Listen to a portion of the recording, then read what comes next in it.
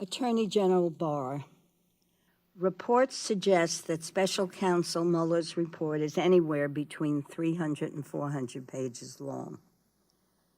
I'd be interested in knowing how many discussions did you have with the Deputy Attorney General and other staff between receiving the report and releasing the memo? Was there discussion or debate about the evidence and conclusions? How many staffers assisted you in digesting so many pages of complex information in such a short period of time? Let me tell you what I'm getting at, that I find quite extraordinary. You received a very serious, detailed report, hundreds of pages of high-level information, weighed the factors and conclusions at length, outlined, prepared, edited, and released your memo in less than 48 hours. To me, to do this, it seems your mind must have been already made up.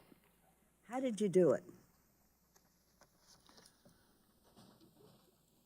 The thinking of the special counsel was not a mystery to the people at the Department of Justice prior to his submission of the report. He and his people had been interacting with the Deputy Attorney General and lawyers supporting the Deputy Attorney General in his supervision of the special counsel. And in that context, there had been discussions. So there was some inkling as to some of the thinking of the special counsel.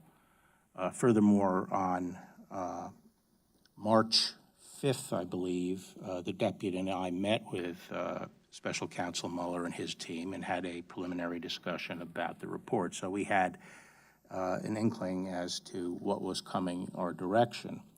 And so even more thinking within the department was done about that over that time. That was a matter of weeks.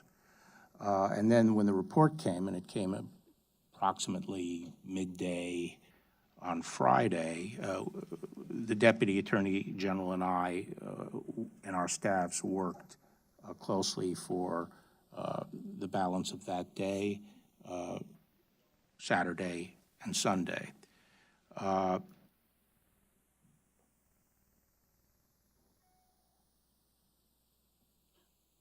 didn't want to interrupt you.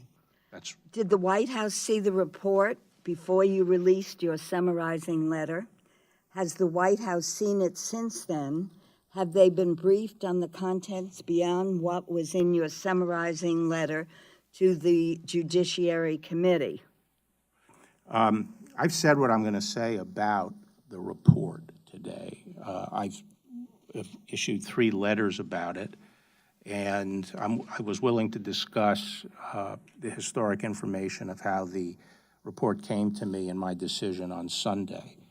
But I've already laid out the process that is going forward to release these reports, hopefully within a week. And I'm not going to say anything more about it until the report is out and everyone has a chance to look at it. I think there are some relevant questions that I do hope you could answer today, sir. On the question of obstruction of justice, your memo stated, quote, "While this report does not conclude that the president committed a crime, it also does not exonerate him. Yet President Trump has publicly stated that this report is a complete and total exoneration. Can you tell us who is factually accurate? And will the release report include details on the obstruction issue and why, as you noted, the president is not exonerated, or will that information be redacted?"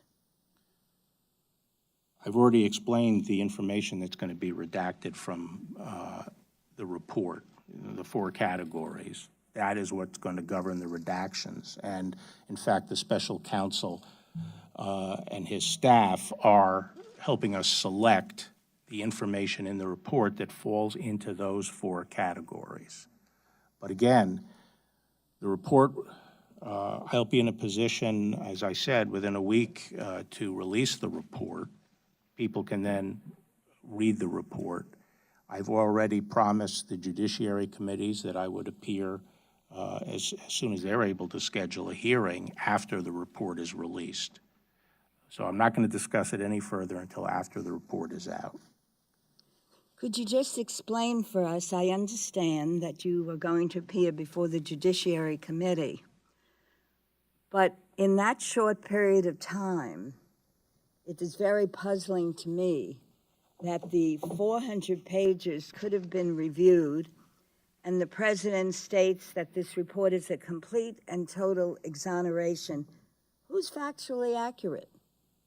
As I say, it's hard to have that discussion without the contents of the report, isn't it? And that's why I'm suggesting that we wait until the report is out, and I'm glad to talk to people about it after then, and I'm already scheduled to testify about that. I appreciate that. In closing, I just hope that we as members of Congress are going to have the complete report and have discussions with you as to the accuracy of some of the statements. Thank you for appearing before us today. And in closing, will we have the complete report? Or are you going to be selective as to what you give members of Congress? You mean the unredacted report? Mm-hmm. No, the first pass at this is going to produce a report that makes these redactions based on these 4 categories, and that's something that I am hoping will be available to the public. As I said, I'm glad to talk to Chairman Nadler and Chairman Graham as to whether they feel they need more information and see if there's a way we could accommodate that. Well, I do hope you can accommodate members of Congress who feel it's our responsibility to see the complete report, and I look forward to continuing the discussion. Thank you again for appearing. Thank you.